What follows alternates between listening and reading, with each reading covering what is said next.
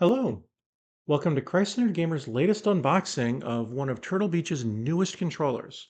This is a reloaded, or I guess a re-released, remastered, whatever you want to call it, version of one of PDP Victrix's highest-end controllers, the Pro BFG Reloaded. So this is the original Pro BFG with the Hall effect modules installed. Okay, this is we reviewed them separately. This is the base controller with these original modules. All right. And then this is the Hall effect modules that were separate purchase. And this is them packaged together with some changes, some other subtle changes as well. One of them is to the FightPad. This is the original FightPad. And so, yeah, we're going to find out if there's any other notable changes. And if it fixes one of the most annoying bugs in the original. So let's find out together. Here is the front of the box. This is the rear of the box. Just to show it to you real quick. Side, other side, top, and bottom. Okay. Um, the one relevant, I mean, most of it's the same. It's supposed to be the same.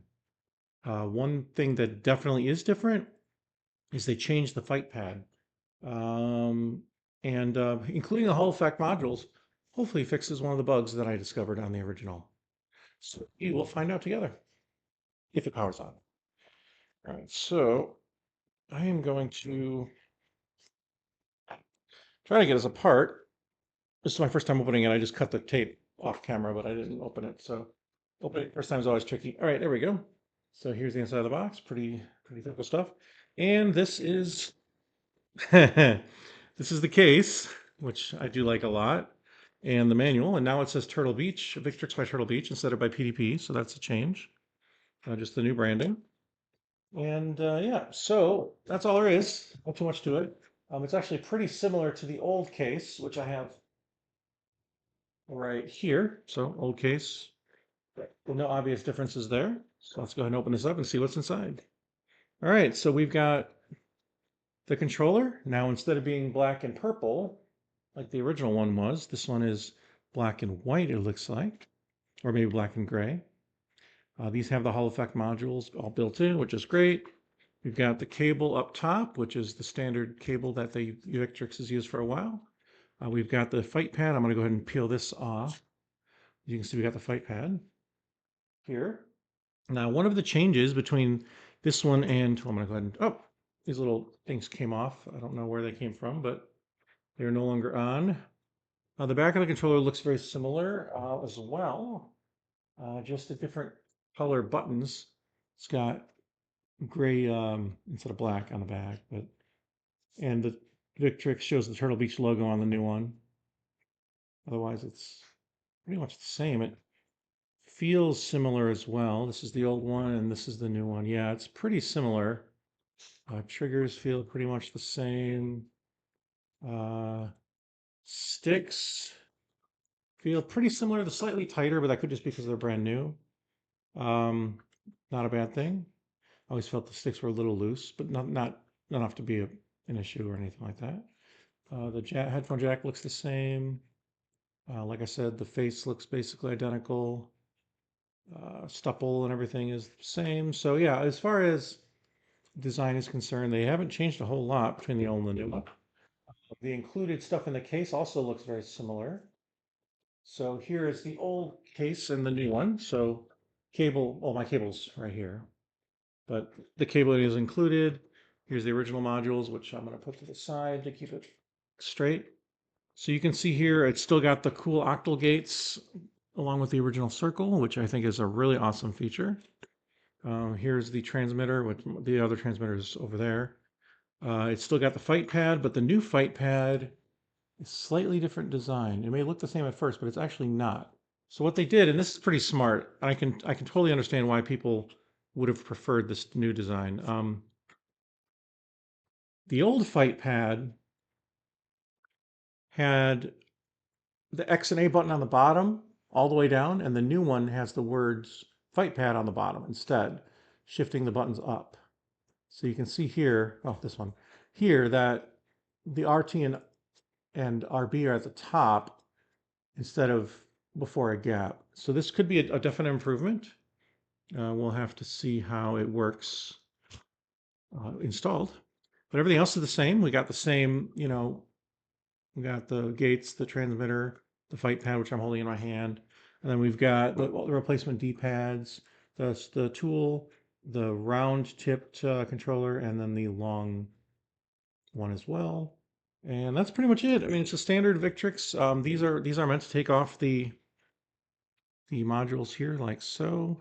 So you just unscrew this guy and unscrew this one as well. And it pops out. Come on.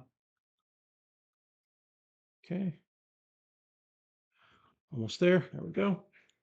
Okay, looks pretty similar. Still got the purple on the side of the module. See as they come out. Pretty standard. And then this fight pad goes in. And now with the new one, oh yeah, this is better. This is an improvement in ergonomics for sure.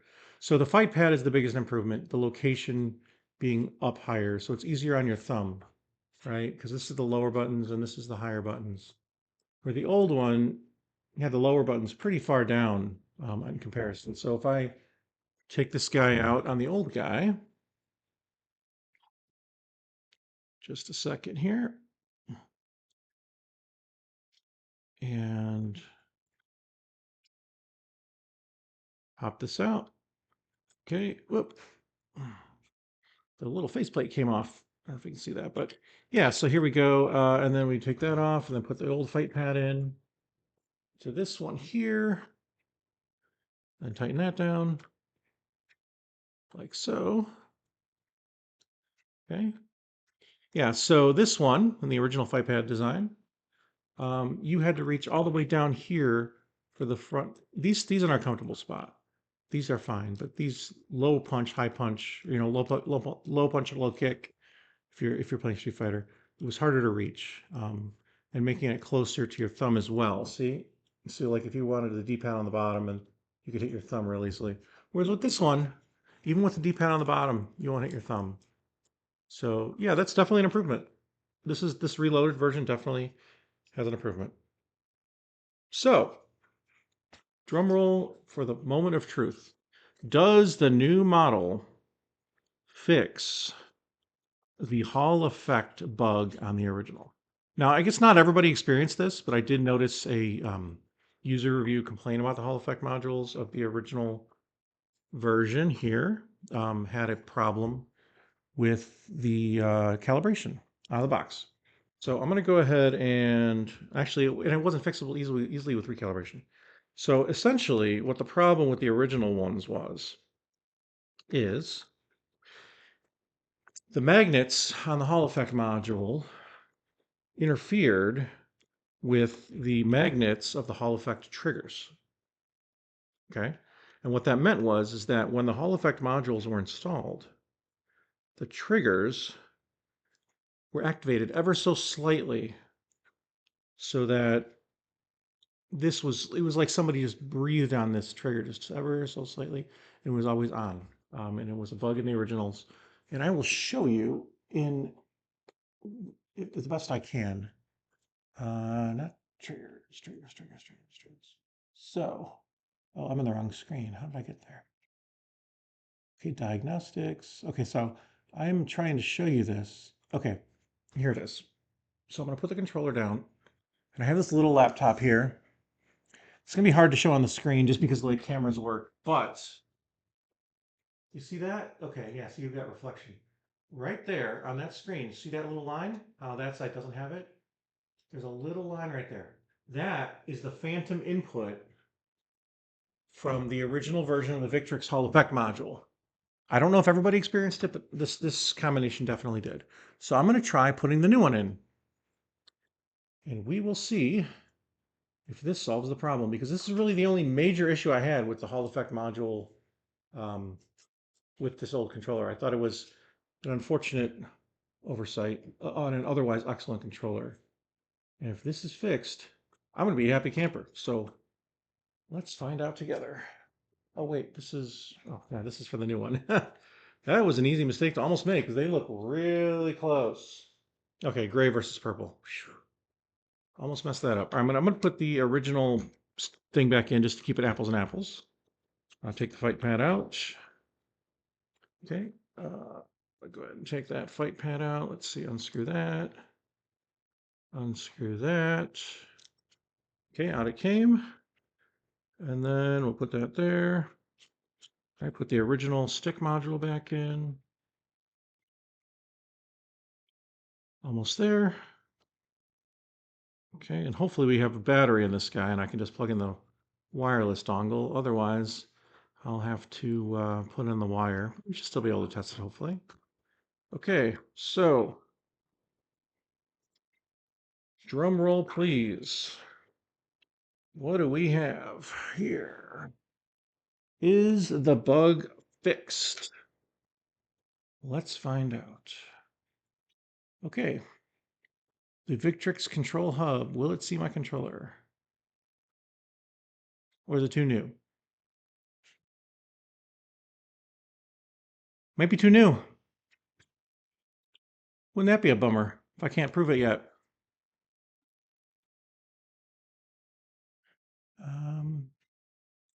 Let me try this.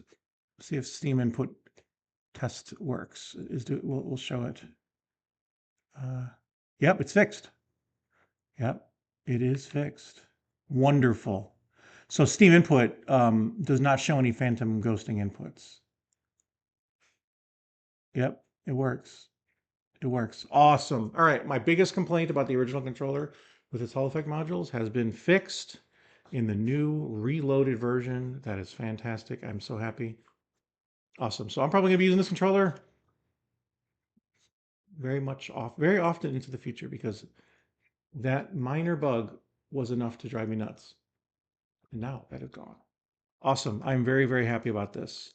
So great. So if you were looking for one of the best premium Xbox controllers, this is not a cheap controller. I think it's $209, I think.